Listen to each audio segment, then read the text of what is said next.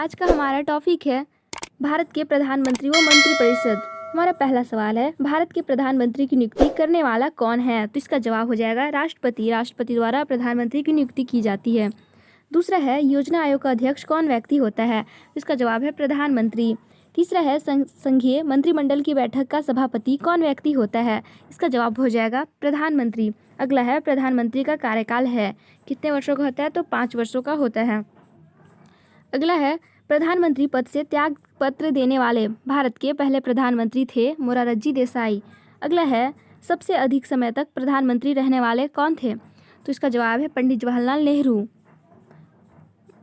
आगे है, प्रधानमंत्री बनने के लिए न्यूनतम आयु। तो न्यूनतम आयु प्रधानमंत्री बनने के लिए चाहिए 25 वर्ष। अगला है, संसदीय शासन प्रणाली सबसे पहले किस देश में लागू हुई?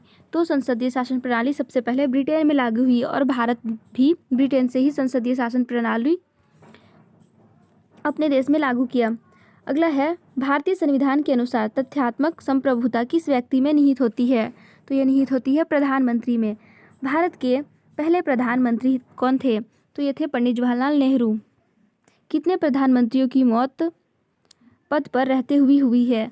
तो ये है 3। प्रधानमंत्री को पद की शपथ कौन दिलाता है? तो प्रधानमंत्री को पद की शपथ राष्ट्रपति दिलाता है। अगला है, प्रधानमंत्री जिसने एक बार अपने पद से हटने के बाद दोबारा पद संभाला वो कौन थे? तो ये थे इंदिरा गांधी। जवाहरलाल नेहरू के बाद भारत के प्रधानमंत्री कौन बने? तो ये बने गुलजारी लाल नंदा। संसदीय शासन प्रणाली में वास्तविक कार्यपालिका की शक्ति किस व्यक्ति के पास होती है? तो ये होती है प्रधानमंत्री के पास। सबसे कम आयु के प्रधानमंत्री, तो ये थे राजीव गांधी। लोकसभा में बहुमत दल का नेता होता है, कौन होता है? तो प्रधानमंत्री होता है। अगला है, कौन से प्रधानमंत्री की नियुक्ति के वक्त वे किसी सदन में सदस्य नहीं थे? तो ये थे HD देवगौड़ा।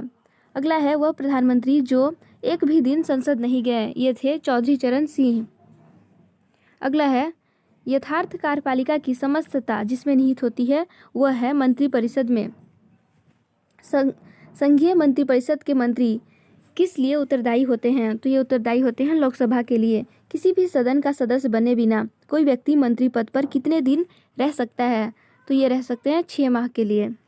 अगला है, संविधान के किस अनुच्छेद में मंत्रिपरिषद की नियुक्ति व पदच्युति का प्रावधान है? वह है अनुच्छेद 75। मंत्रिमंडल का गठन करने वाला कौन होता है? तो ये होता है केंद्रीय मंत्री। अगला है, स्वतंत्र भारत के पहले कानूनी मंत्री का नाम था डॉक्टर BR अम्बेडकर, यानी डॉक्टर भीमराव अम्बेडकर। जो प्रस्ताव संसद में मंत्रिपरिषद रख सकती है वह है विश्वास का प्रस्ताव। अगला है, मंत्रिपरिषद के सदस्यों को शपथ दिलाता है, कौन दिलाता है? तो राष्ट्रपति। भारत के मंत्रिपरिषद में अधिक सदस्य लिए जाते हैं, कहाँ से? तो लोकसभा से। स्वतंत्र भारत के पहले प्रतिरक्षा मंत्री सरदार वल्लभ भाई पटेल थे।